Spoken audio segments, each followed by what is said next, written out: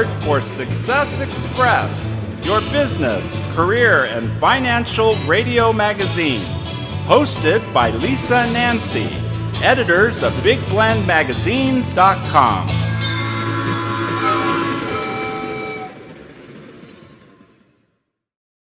Hey, everybody. Welcome to Big Blend Radio Success Express Business and Career Show. We're going back to California. It is the fourth Wednesday here on Big Blend Radio, and that means we get to chat with Ward Heinrichs. He is an employment attorney based in San Diego. In fact, you can go to his website, bestemploymentattorneysandiego.com. So he's the best, and he's here to keep us up to date with more legislative bills pending in California. That's what it is. That's a big set of words put together, Ward. Welcome back. How are you? I can't pronounce this stuff, you know. Right, let me give it a shot. I just feel like, Ward, there's like this giant like roll of paper. I was going to say toilet roll. Now I just did, but I don't mean it rudely, you know. But it just like taken. Every few days, like there's another bill rolling on that piece of paper. Good. See, great image. I think that it fits.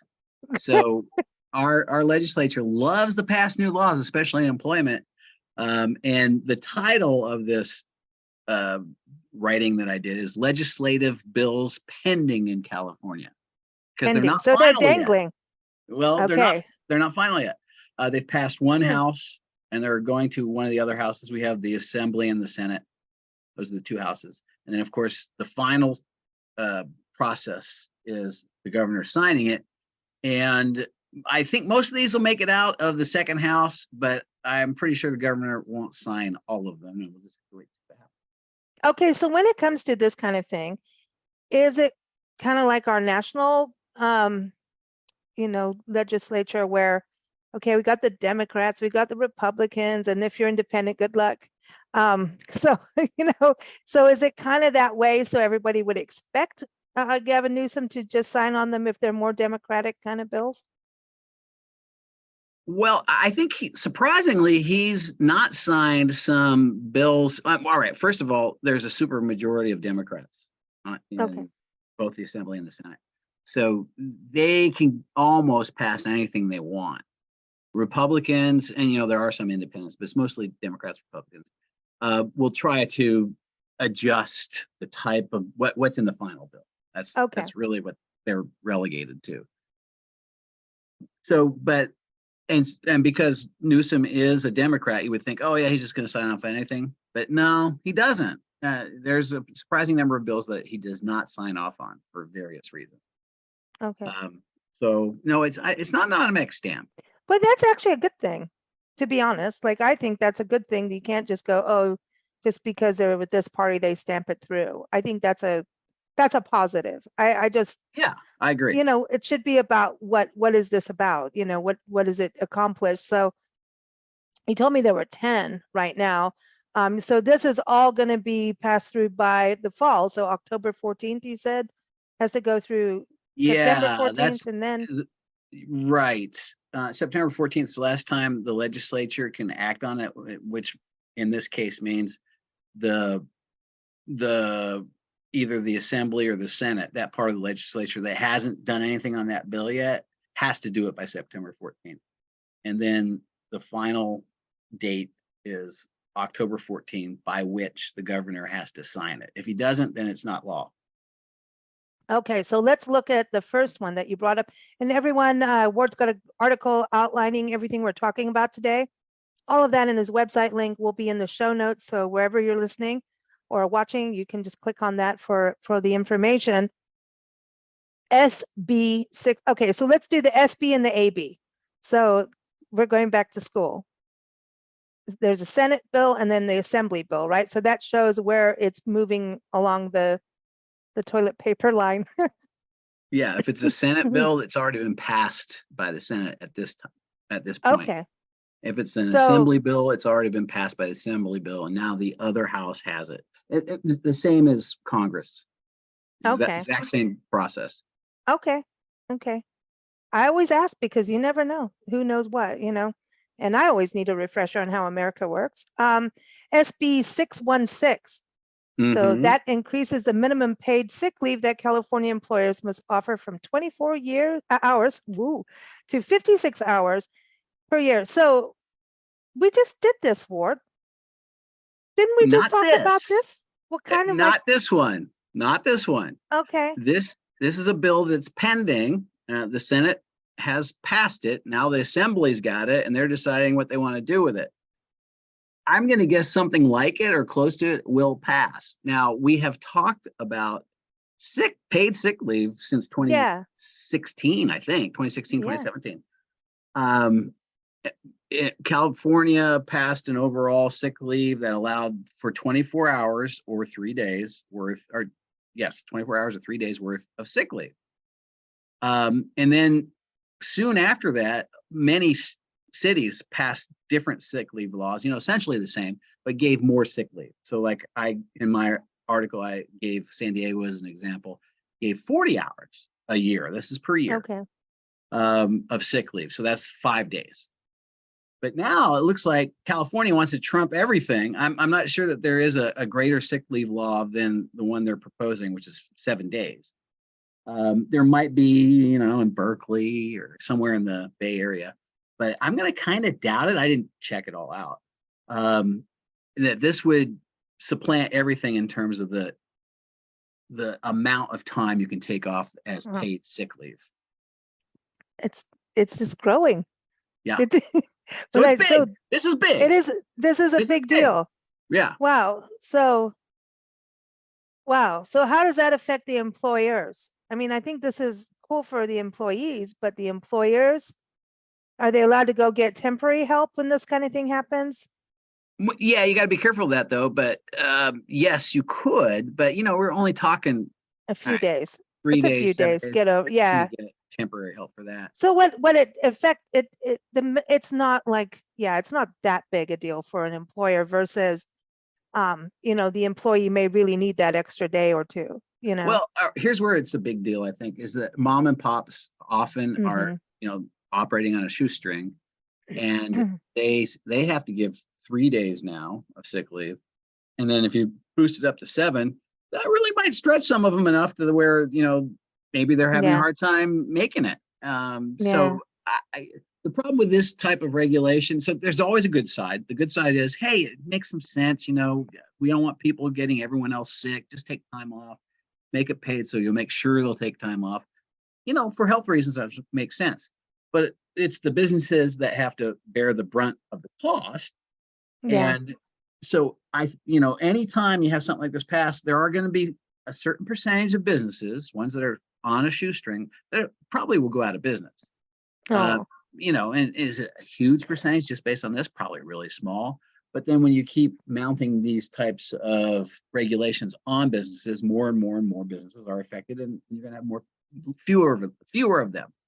It's interesting because I think that's why so many people are turning to the independent contractors, which we've talked about for years. Oh, and absolutely. And that's like even the Uber thing. You see these things on Facebook about, Uber's like, come be an Uber driver, a DoorDash delivery person and make money. And people are like, oh, I make money. And then they're like, go look at what's the wear and tear of your car. Now Uber's getting cars for people that they can rent. So now it's kind of this, it's a very odd thing. And then when you read, because I'm all stuck in it and it's all your fault for doing these shows with us. I'm like, I before I'd be like, oh, do what you want. Like, whatever, I don't do it, but now I'm like, oh, what's going on? And then you read these things where the Uber drivers are going, if you do X number of hours at this point on these kinds of shifts, if depending on where you are, this is the only way to truly turn a real profit that makes sense. Yes, you get it's kind of like one of those things. It's like a cash flow thing where you're getting money in, but not realizing that it's really not worth it. And you have to turn it around. But if you're in that position of needing that cash now for something, then you know what I mean? It's no, you're right. Cause the expenses are sort of hidden. You fill up your tank. I just filled up my tank, whatever. I do it 2 times a week. All of a sudden you're doing it 3 times a week and you're not really paying attention because you're an Uber driver. And those things mount and it reduces the amount of cash you can put in your pocket. No doubt. It's fascinating to see, but I think that's where mom and pops go is they'll maybe have real temporary people that come in on those things. So It's not as this is a good thing. I mean, I think employees need stuff. I mean, that's just my own personal thing, is like, if someone's working for your company, take care of them, they'll take care of you. Um, we're back to the family Right. caregiver. See, we're going back to all these new laws that just passed for Yeah. 2023. And that's what I'm saying. It's like, And they're expanding them. Yeah. yeah, so this family care, the AB 524, what is going Yes. on with that? Okay. So this is a modification of the Fair Employment and Housing Act. And that's the act that I use often that prevents discrimination, retaliation, harassment of employees. There are other groups that are a little more broad than that, but employees mostly. But you can't do those discriminations and harassments and retaliations based on a protected group or a protected category. So, sex is one, religion's another. So, those are like the big ones. Ethnic background, race, those are the big ones. And most of us go, yeah, that kind of protection makes some sense. But what's happened in California, I'm not saying this one doesn't make sense either, but what has happened in California is now we have 19, I think. I'd have to go look at the statute and count each one, but we have like 19 protected groups now, categories, call them categories. And so if an employer picks on you because you're in that protected group, then you have a claim for either harassment, discrimination, or retaliation. And when I mean pick on, there has to be what we call an adverse employment action. I don't want to get into the weeds on this, but so if they fire you, demote you, cut your pay, then that's an adverse employment action. If they did it because you're in one of those protected groups.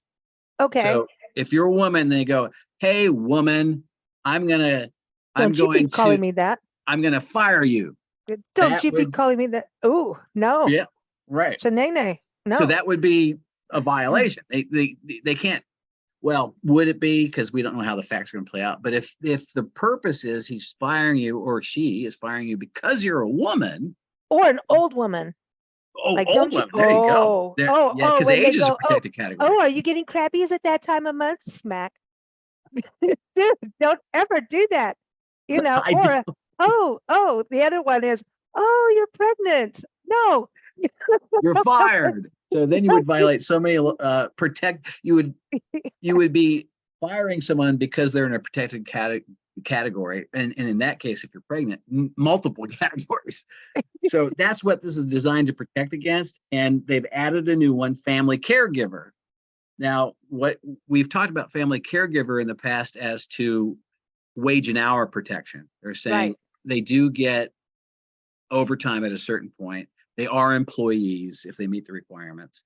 So they've had all that protection for 4 or 5 years.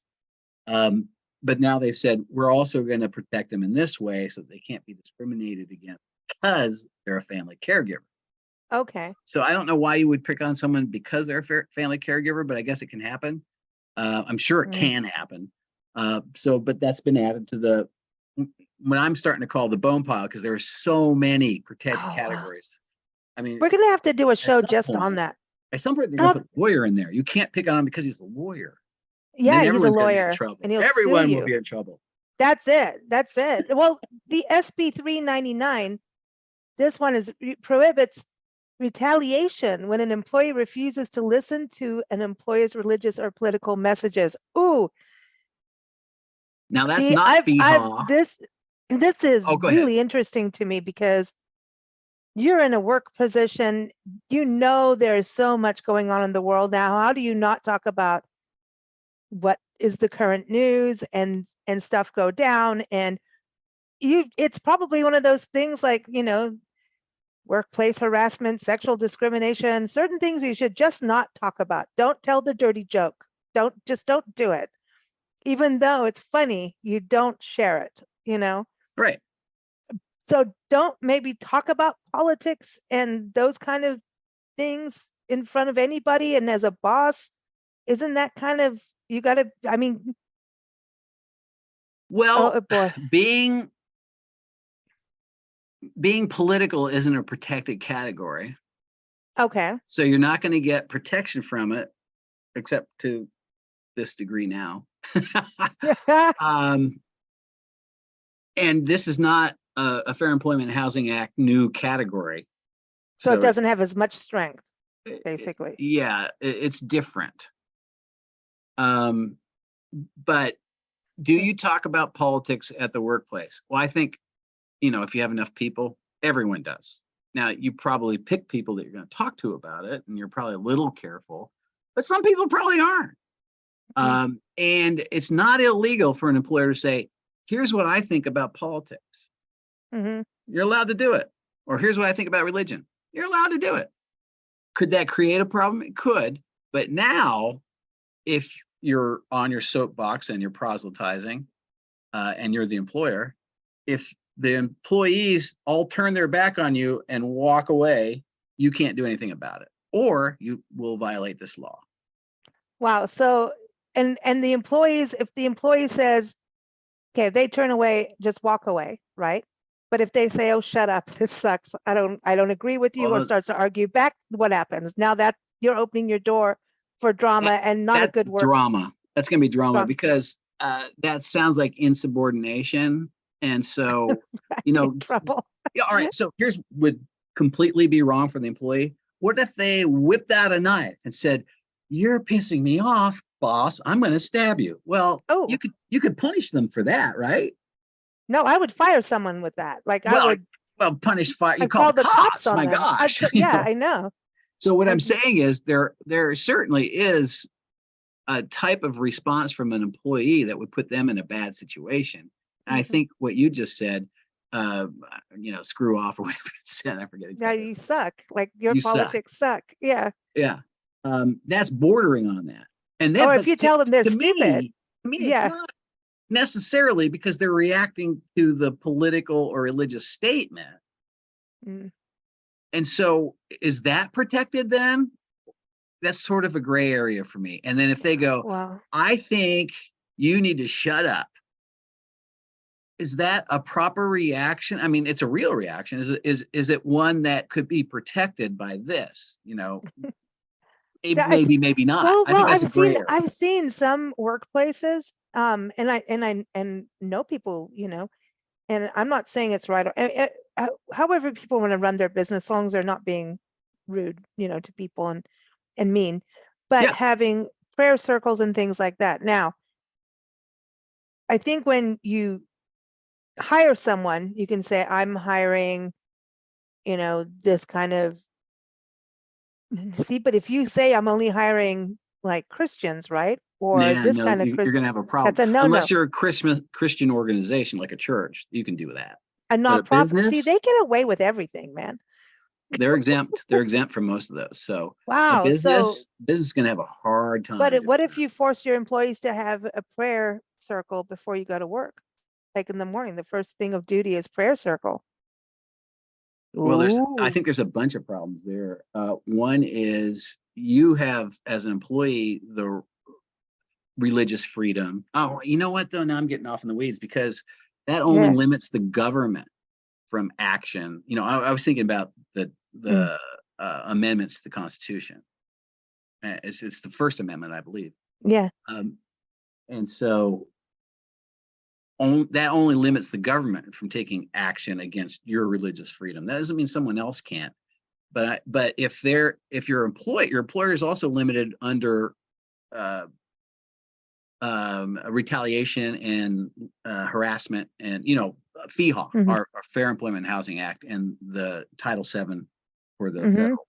So you can't limit someone else's religious beliefs by forcing them to take part in a prayer. I would say I've never seen a case like this, but I think you could bring it because they go, that's not my religion. I don't want to be a part of that. And I don't, and I'm just thinking, there's probably cases out there that talk about, unduly pressuring someone to do something they don't want to do when it's religious. Boy, but even know. regarding politics, please put up this banner for this political party on the, go put the banner up outside the front of the store. You know what I mean? That I kind think of the thing. owner can do that, but you're potentially walking into problems because they have the free right of speech too. And I don't think government can say you can't do that, even though, because Okay. hey, I own this place and I get to say what I want that's protected by the Constitution. So I'm going to say I don't think the government can limit that. Wow. But if an employee but- just walks away without saying anything, they're protected. They're So definitely, clearly. basically, so if your employer starts mouthing off with religion or politics, right, that you don't agree with, or, I would just say you shouldn't do it either way. I mean, to me, so you just turn around and walk away. It's a slippery slope. Yeah. Yeah. So they're giving, recommend it either. but yeah. So the employees just don't say anything back because then that's the slippery, right? Though it may be really tempting, Yeah. it could be because it's opening Pandora's box when you start that stuff, right? But the employee just turns around and walks away.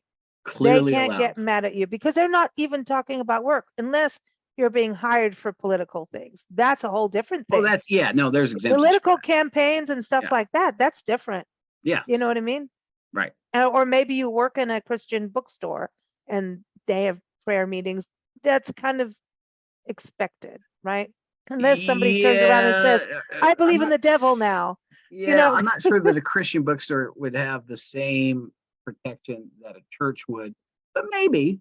I just haven't seen that many cases on it. But it's a very interesting. I know a lot of people that work for churches and spiritual places that they don't 100% believe in that religion, but they respect them and respect the beliefs and work on whatever they need to do. They just respect it. You know what I mean? Yeah. So, and there's a mutual respect there, which it's always good to have somebody that's not always 100% where you are in things. So you have an other perspective. So that's kind of positive I too. agree. Yeah. Ideas should be challenged, I think. Exactly. Wow. So man, California is going for it. And then, okay, Workplace Violence Protection Plan. Okay. So this is SB 553. So if you do say something political and your employee turns around with a knife and says you suck, Hopefully you have a plan that will be put in place and take away or reduce the risk of anyone being hurt. That's the idea behind this. Was this because of the shootings in schools? I'm not sure you're going to be able to act quickly enough. No, but I mean, is this really coming from the awareness schools? in the office? Yeah, because there's so many workplace shootings and attacks and like schools, grocery stores, so this goes through all kinds of, hospitals, you name it, everyone. Post offices, all that stuff. Yeah, it can go postal. Go postal, that's where it came from. Oh, nah, there it is.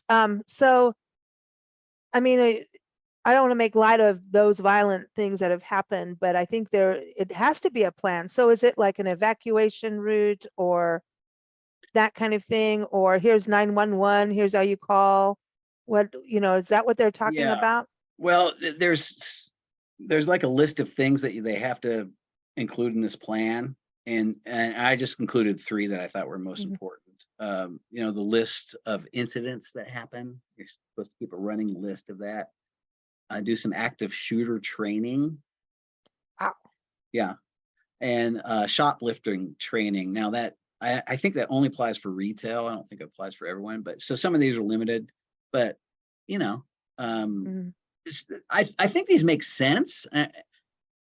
So my thing about regulation is, well, do you really have to do it and require it, or can people just work this stuff out? I don't know. I think these all make some sense. Do you want to require people to keep a running list? No. Is that too much of a problem? Well, I think the active shooter training is important. I do like that. We work with a lot of different chambers of commerce, as you know, and I just saw one that we work with, and they are having an active shooting workshop. First, I saw them doing a Facebook Live thing today. Okay. And I saw active shooter. I was like no, yeah, wow. Buddies. What part of the country are they in? Central California. And, Central California. Okay.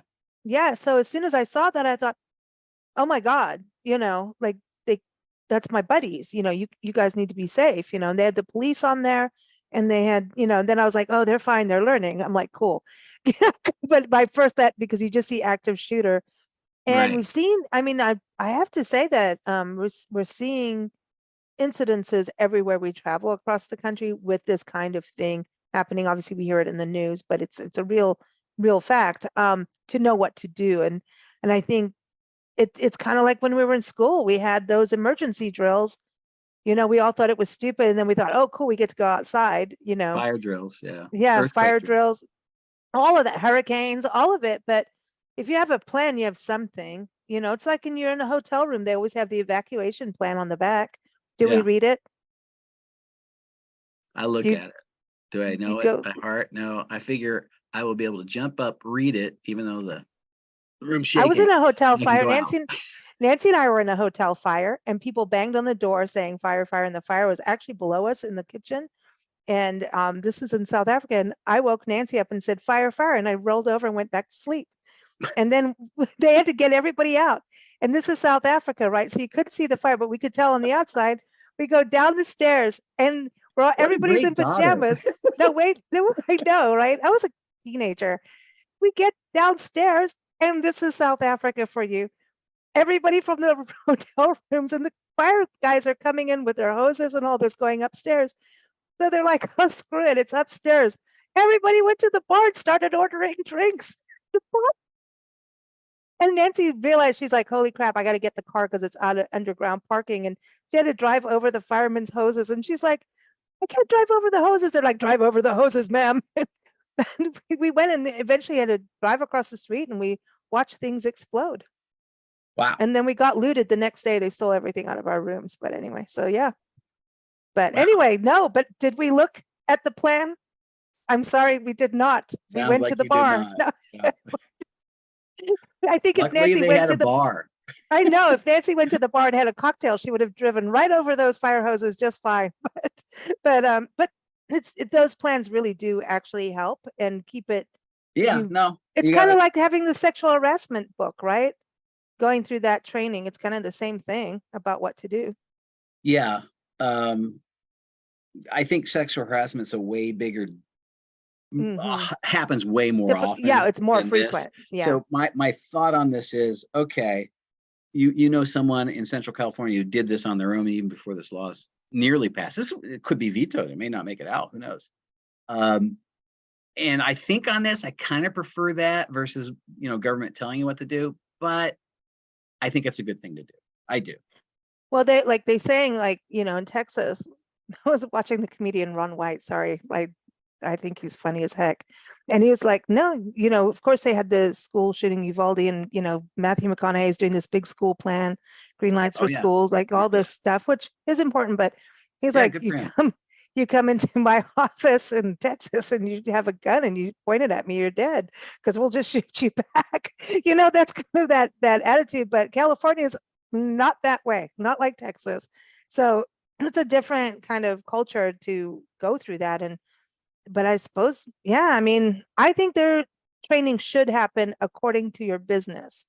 I think if you're in a bar, a nightclub kind of thing, festivals, look at Gilroy Garlic Festival, that they had a shooter there.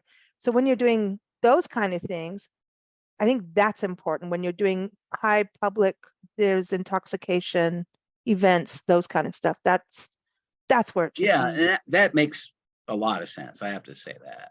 Yeah.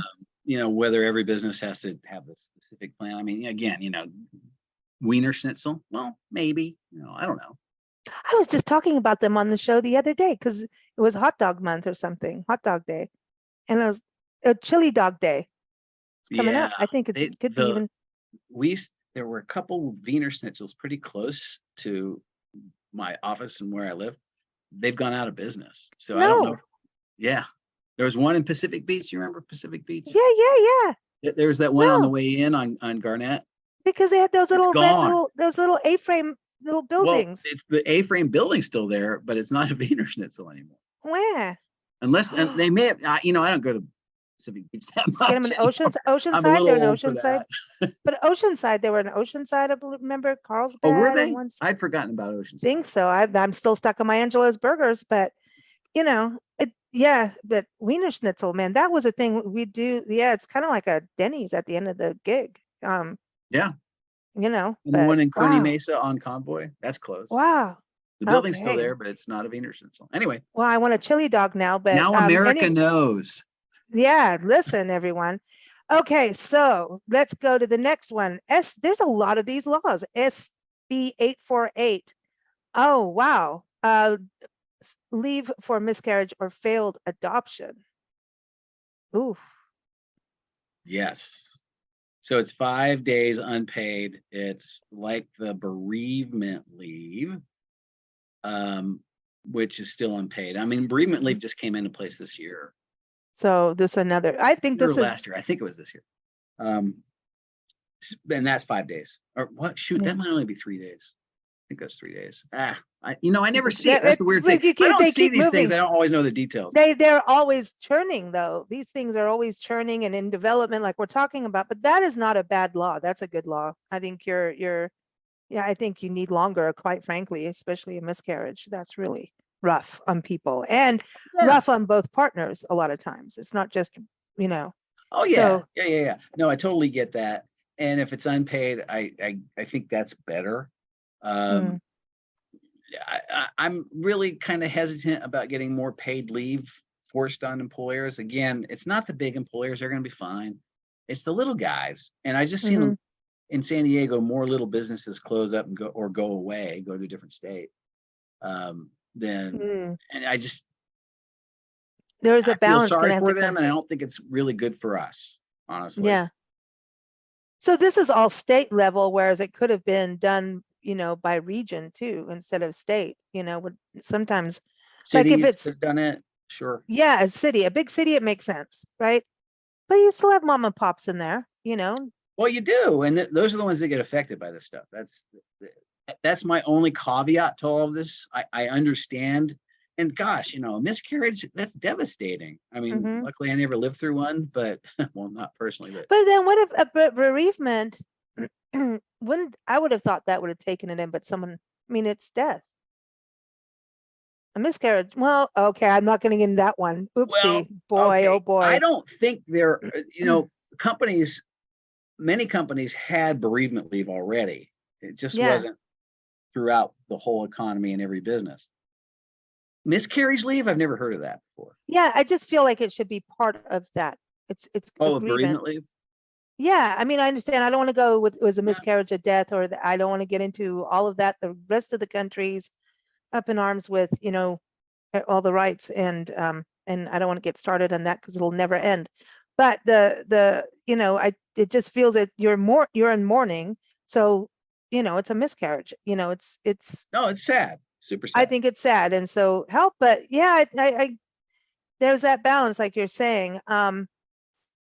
This one I find really interesting. Well, hold on but what about failed adoption? I'm just wondering about that.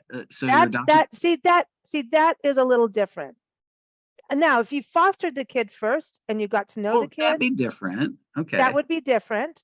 If you've flown to China and back, because a lot of people are doing that, and they bring home the baby and then they say no, you need to give it back. If you've had contact. All right. No, that, I hear that one too. But that just happens. Like if you paid some money and then, I don't know, for whatever reason, the adoption goes through, I don't know if you should get time off for that. Yeah, I think if you have that communication. You could take vacation time, maybe. Yeah, I think it's a communication. Like if you've already, like a lot of people foster kids and dogs. Yeah. I suppose I shouldn't say that, but then they go from fostering to adopting. Yes. And through the fostering, then they've built that relationship.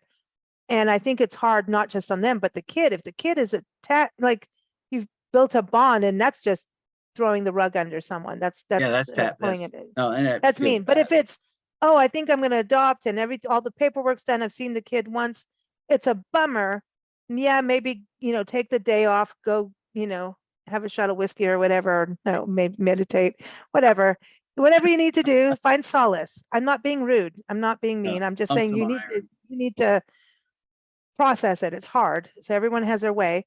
But I don't think it would be the same as a miscarriage that you've been carrying that baby for X amount of time. And it could be, the emotions that go with that and the hormones and everyone's got a backstory on all of that too. So Yeah. I think I just don't, the way the laws are like a little wonky, maybe. I just think it should be under bereavement, or I just need time out. And like we've talked about on the shows before, if you're in a good workplace situation and you said to your boss, man, I had a miscarriage or I'm just messed up, the boss is typically going to say, we're going to cover for you. Yeah. And probably even for longer than 5 days, most likely. Take a week, 2 weeks, depending on the business, you know what I mean? Right. Depending. Situational. Yeah. Yeah, that's why it's important to have good relationships between the employer and the employee, to have a good fit, So when things happen, it's not like the rules. Robert's Rules of Order. Okay, can I go to the at-home employee returning to the workplace, the SB 731? What? All right. So What? this one I'm kind of on board with. Oh, are you kidding me?